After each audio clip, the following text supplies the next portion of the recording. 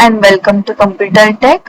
So today आपण काय बघणार आहोत की एक फोटो इन्सर्ट कसं करायचंय पॉवर पॉइंट मध्ये आणि आपलं प्रेझेंटेशन कसं बनवायचंय. So double click enter to open the PowerPoint आणि सिलेक्ट टू ब्लँक प्रेझेंटेशन.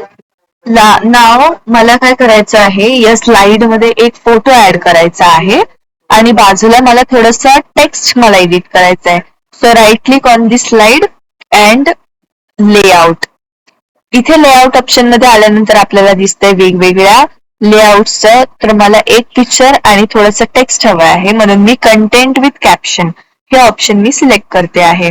आता मी इथे देते काय टायटल आपल्या प्रोजेक्टचा आपण देऊ शकतो, इंट्रोडक्शन टू बायोलॉजी.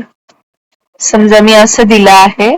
इथे मी माझं टेक्स्ट लिहिणार आणि मला इथे पिक्चर इन्सर्ट करायचं आहे किंवा introduction to rabbit, introduction to रॅबिटच्या वेगवेगळ्या स्पेसीज. ओके, आणि मी इथे टेक्स्ट टाकते आहे रॅबिटचा एक फोटो इमेज टाकायचा मला. सो मी काय करणार, इथे बघा आपल्याला ऑप्शन दिसतंय. मी सिम्पली एक कर्सर ह्याच्यावर नेल्यानंतर आपल्याला समजतंय की मी इथे पिक्चर ऍड करू शकते.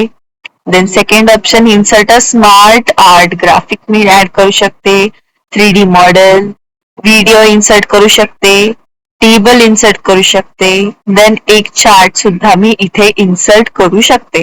आता मला फोटो इन्सर्ट करायचंय. मी काय करणार, फोटोवर क्लिक करणार.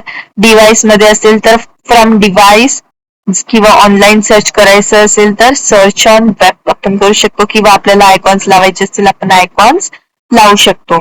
आता माझ्या डिव्हाइस मध्ये फोटो आहे, so me from device use करणार आहे इथे. आणि माझ्या डिव्हाइस मध्ये डाउनलोड्स मध्ये एक रॅबिटचा इमेज आहे. ओके, मी हे इन्सर्ट करते आहे. बघा इथे एक रॅबिटचा फोटो इथं इन्सर्ट झालेला आहे.